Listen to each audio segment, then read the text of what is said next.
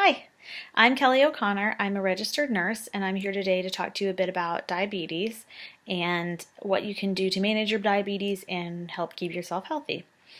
So let's start off with what is diabetes? Diabetes is a disease of your body where your blood sugar or glucose levels rise to an abnormally high level. There's two types of diabetes. The first one, type 1 diabetes, your body does not produce any insulin and you must take insulin every day in order to stay alive. Type 2 diabetes is much more common. The majority of diabetics have type 2 diabetes. With type 2, your body does produce some insulin, but your body doesn't use it properly, and over time you can become what's called insulin resistant. The definition of diabetes is really defined by your fasting blood sugars. That's your blood sugar before you've had anything to eat. So a normal fasting blood sugar is less than 100 milligrams per deciliter, or 100. Pre-diabetes would be a fasting blood sugar between 100 and 125, and a diabetic would have a fasting blood sugar of greater than 125. So when we do some diabetic teaching, which is what we're doing today, I like to use a tool called the 7 self-care behaviors. It was formulated by the American Association of Diabetic Educators, and I've included it in the handout that I've given you today. It very much simplifies the most important things for you to remember as a diabetic with managing your diabetes. So we're going to use that as a guideline as we talk today. So the first self-care behavior is healthy eating. It's very important to keep track of what you're eating as a diabetic because your intake of food can help regulate your blood glucose. So the timing of your food intake and your portion sizes really affect your blood sugar levels. The more you eat at one time, the more insulin you're going to need to process that food. So if you eat smaller portions, you'll need less insulin at a time. But consistency is really your key to success. It's better to eat 3 small meals spaced 4 to 6 hours apart in a day than to eat 1 large meal or 2 large meals and a snack. It's important to try and eat the same or around the same amount of carbohydrates at each meal. Carbohydrates turn into glucose. It's also important to eat balanced meals that include some carbohydrates and small amounts of proteins and fats. This helps your body maintain an even level of insulin over time. You want to be careful with your intake of fruit and avoid fruit juice if possible. That's just a high source of sugar without a high source of vitamins. You want to avoid frying foods, try to eat baked or broiled or roasted meats, and avoid fast food and French fries and those sort of things that are high in calories and high in carbohydrates but low in nutrients. Keep in mind that things like milk and dairy are also a source of carbohydrates as well as fat and protein, so they can boost your blood sugar without you necessarily realizing it. The second self-care behavior is be active. Exercise is very important. It's important to talk with your doctor before you start any kind of exercise program. You want to make sure that what you're doing is safe and that your body can handle that sort of exercise before you start. But exercise is important for diabetes. It helps to improve your blood glucose levels, it lowers your blood pressure, it helps decrease body fat and increase muscle, it reduces your risk factors for heart disease, it reduces stress. All of those things are helpful with maintaining your diabetes in a healthy way. So when exercising, do what you like to do. If you like to walk, go for a walk. walk around your neighborhood, walk on a track. If you like more social exercise, you can go to a gym, join a class, try something like spinning or step or Zumba if you're into that sort of thing. If you need low impact exercise, try swimming classes or swimming as an exercise. The most important thing is to try to do it every day, 20 to 30 minutes of exercise every day to help keep that consistent level of fat burning and to keep your metabolism going. Now, if you do take insulin, it's important to check your blood sugar before, during, and after exercising. Exercising can actually cause your blood sugar to increase if it's already elevated. So if your blood sugar is greater than 240 before you start exercising, you should not begin exercise at that time. Okay. Also important to check your feet before and after every exercise session. We'll talk a little bit more about foot care later, but managing your feet and making sure you don't have any wounds or sores is very, very important. The next self-care behavior is taking your medication. There are several types of medication for diabetes. That's something we'll get into at a later teaching session more detailed. But depending on what type of diabetes you have, if you're a type 2 diabetic, you may be able to take oral medications to help control your diabetes, or you may have to take insulin. And if you are a type 1, you will definitely have to take insulin. As I said, we'll talk about medication and medication intake and all that sort of teaching at a later time. So the fourth self-care behavior is monitoring. That is checking your blood sugar. You want to use a glucometer to check your blood sugar, and it's important to check it several times a day. You want to check your blood sugar first thing in the morning when you wake up, before every meal, about 2 hours after each meal, definitely before bed, and anytime if you feel out of sorts. So fasting or before meal blood sugar checks, your normal range should be between 80 and 130. 2 hours after you start a meal, that's 2 hours after your first bite, your blood sugar should be less than 180. Okay? You may also want to check your blood sugar if and before you do any activities like exercising, driving, like if you're going on a car trip, if you're going to be in control of the car, definitely check your blood sugar before you start driving, during, and after you stop, check your blood sugar. And we'll talk a little bit about that later as well. You'll want to keep a logbook that you can write down your blood sugars, the times you check them, what dosages of medication you may have taken in relation to those blood sugars. That way you can monitor your results over a period of time and see the trends. If your blood sugars are starting to go up or starting to go down, you can see the patterns. Now, the fifth self-care behavior is problem solving, and there's a couple of major problems that you may have with diabetes, so we'll talk about a couple of them now. The first one is hypoglycemia, or low blood sugar. Now, hypoglycemia is when your blood sugar is 70 milligrams per deciliter or below. If you feel like your blood sugar is low, if you're even concerned that it might be low, it's important to check it right away.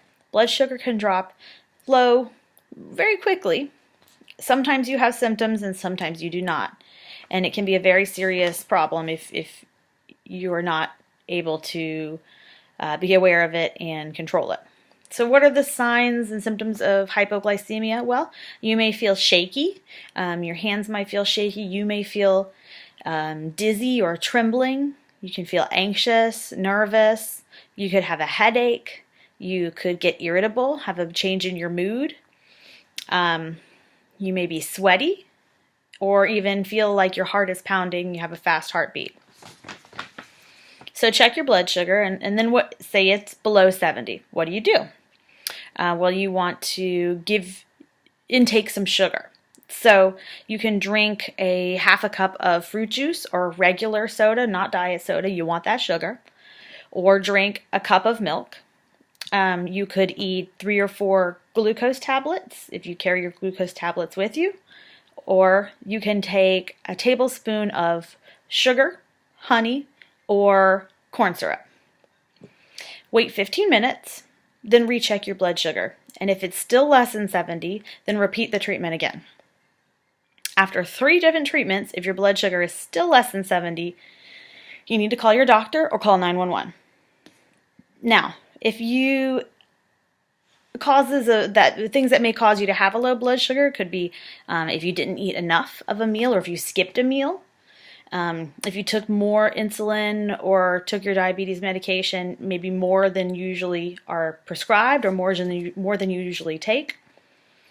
If you exercised more than usual, or if you drink alcohol without eating any food. That can also cause you to lower your blood sugar. Now, another problem is hyperglycemia or elevated blood sugars.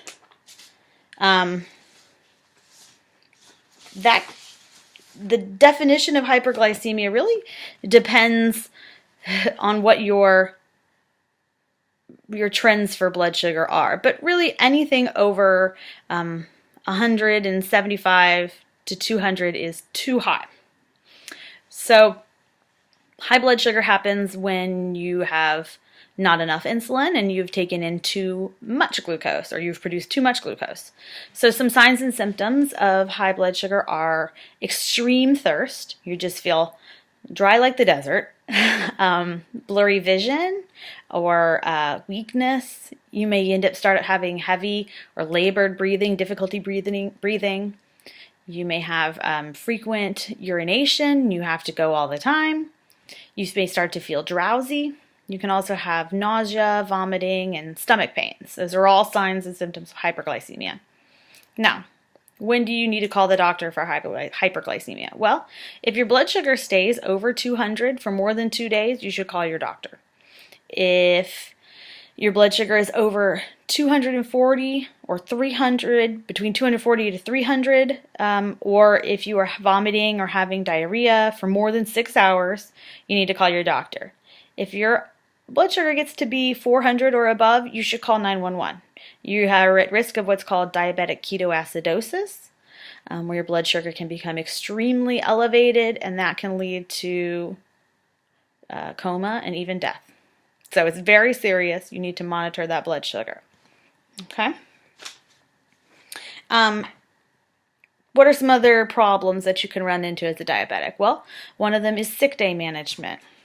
When you're sick, your blood sugars tend to be elevated. You are at higher risk for DKA or diabetic ketoacidosis. Depending on what your sickness is, if you have vomiting or diarrhea, bladder infections, other illnesses like pneumonia, all of those can cause your blood sugars to be outside of their normal ranges. So, for your sick day rules, drink fluids. You need to check your blood sugar more often than usual, a couple extra times throughout the day. Never ever skip your insulin injection or your medication, but call your doctor because you may need to adjust your insulin dosage or your medication dosage. Okay, and take your temperature. Having a fever can cause dehydration, which you may not necessarily be aware of, and that can also affect your blood sugar levels. Okay. Another tip that is part of the 7 self-care behaviors is wearing an ID bracelet or necklace that indicates that you are a diabetic, so that should you get into severe trouble, losing consciousness, or you become disoriented because of elevated or decreased blood sugars, that way the first responders or people finding you in that state are aware that you're diabetic and know that that may be the cause of your problem, so they know how to treat you properly.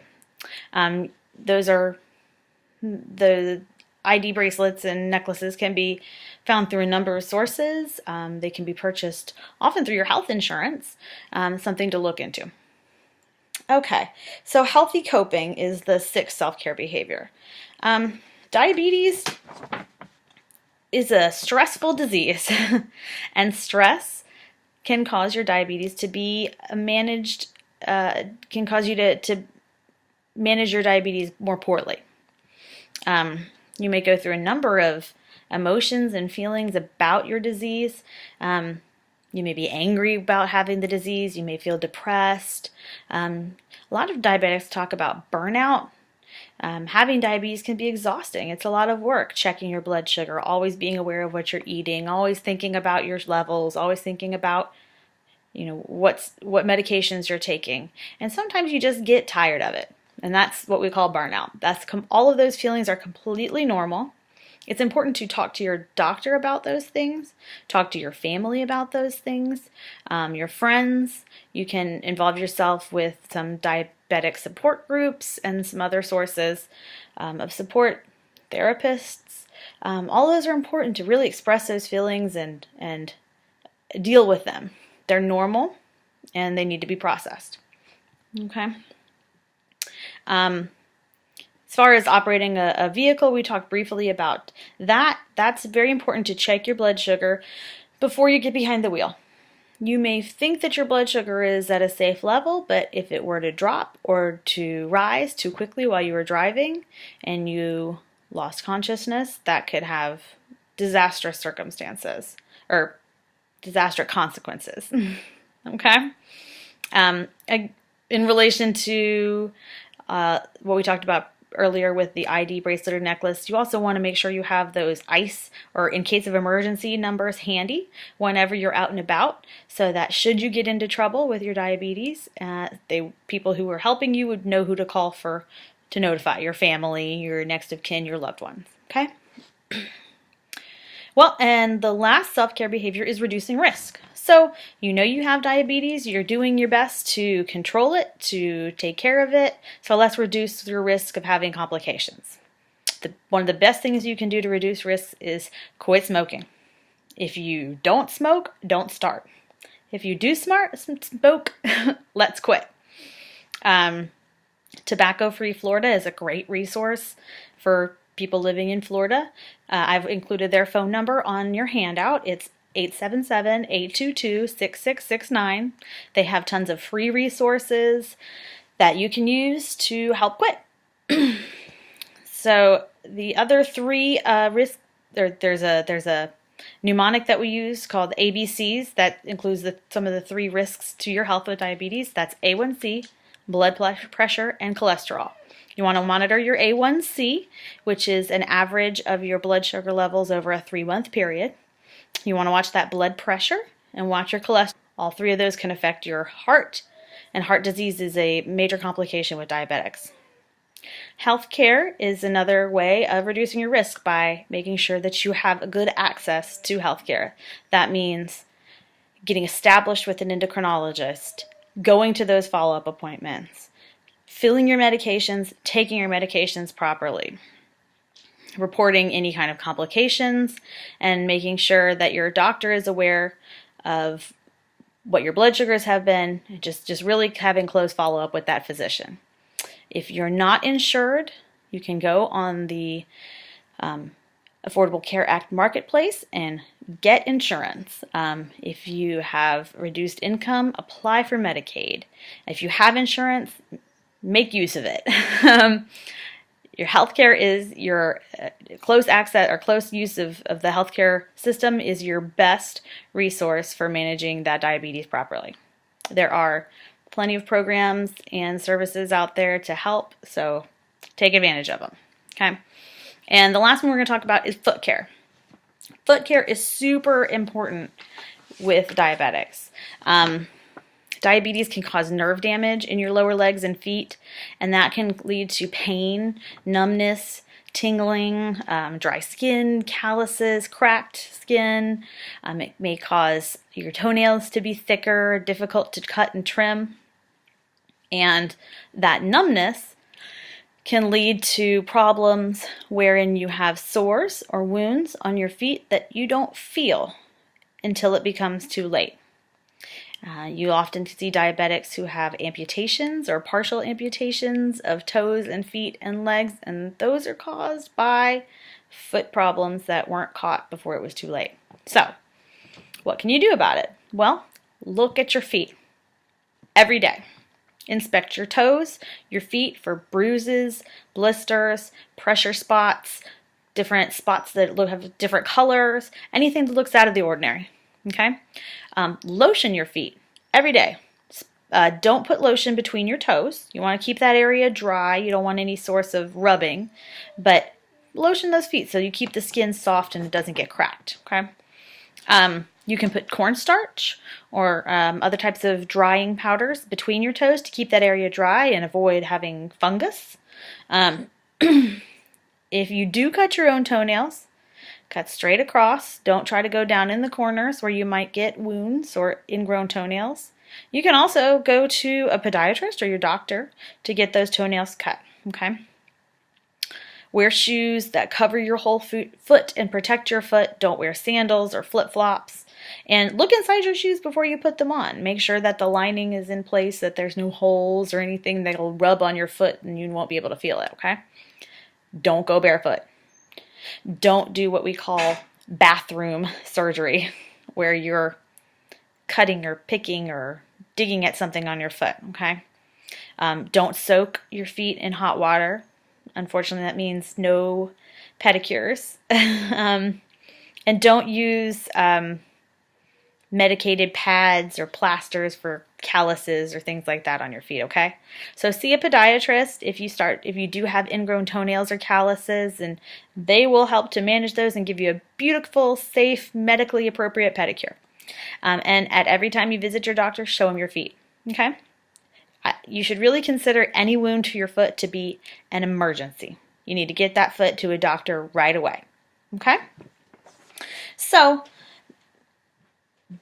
that's our teaching for today. Using those 7 self-care behaviors, which are on the handout that I've given you, that's a great guideline to start managing your diabetes. And as I've said before, your doctor, your endocrinologist is really your best resource.